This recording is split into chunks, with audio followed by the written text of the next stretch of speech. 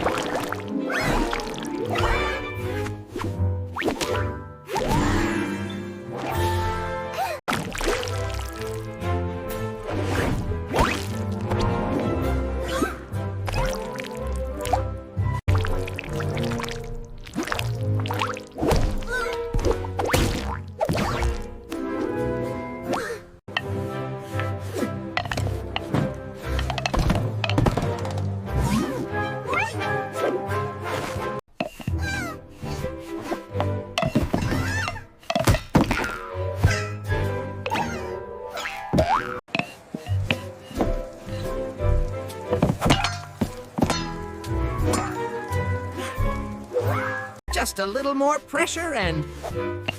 Hey! Oopsie. Butterfingers, perhaps?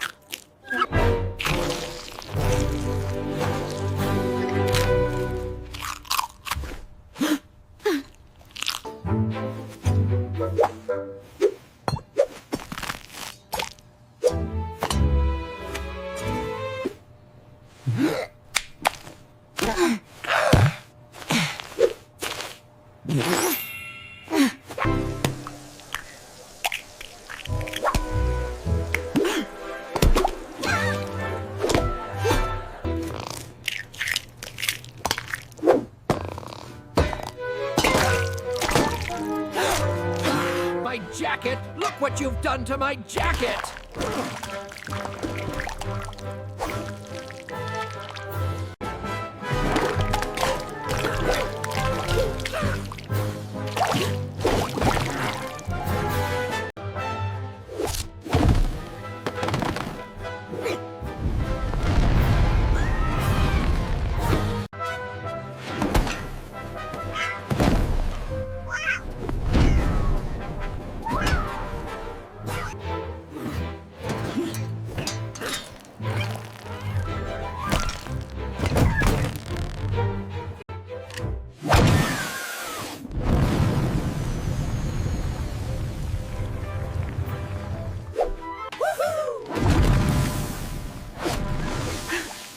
Silas, come down from there right now!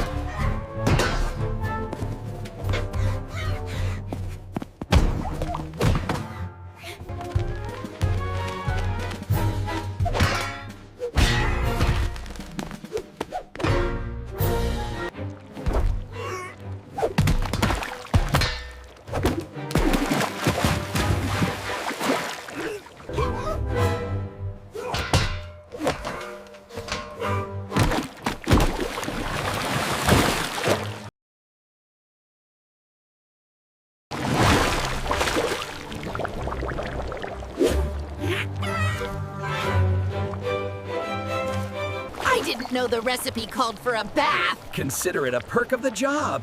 Here. Why, thank you.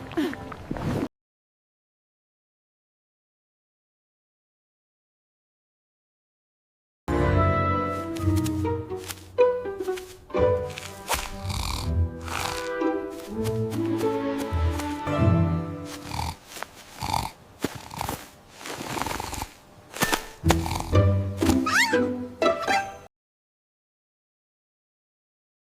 a wonderful city known to all of us, a city of cooks and cooks, there lived two wonderful cats, two cooks, a black cat, Chef Buster, and his friend, though sometimes capable of minor pranks, Chef Silas. Chef Buster loved to sleep in his bread basket, and he might have slept forever if his boring friend, Chef Silas, hadn't he constantly woken him up to do this. He found different ways to finally wake up Buster. We must give credit to Silas' artistic abilities. He really loved drawing emoticons, but Buster also always loved to be neat. Berry jelly is an interesting thing. It can suddenly behave in the most unpredictable way. Silas' tricks and fantasies know no bounds. He is invisible, able to be both with us and without us, simultaneously inside and outside the jelly. Buster tries, like a true chef, to cut the jelly with one movement of his left hand, and with two knives. Even more so, but Buster miscalculated. He misjudged his strength and fell headfirst into the hole in the jelly Silas had prepared. Falling through, it is a good thing he didn't escape into another space or dimension. Silas always appears suddenly and out of nowhere. He jumps up, stretches out along with the jelly, licks a piece of jelly off Buster's nose, and, as always, runs away. Buster, as always, is shocked. Buster is rolling out dough to make cookies, and here he is not allowed to do it in peace. Silas, having tied a rope to the end of a rolling pin, pulls the rolling pin out at an inopportune moment for Buster. The rolling pin dances and begins to live its own life, and it doesn't obey Buster at all. Master Chef Buster bakes cookies in no time, and this is a matter of his pride.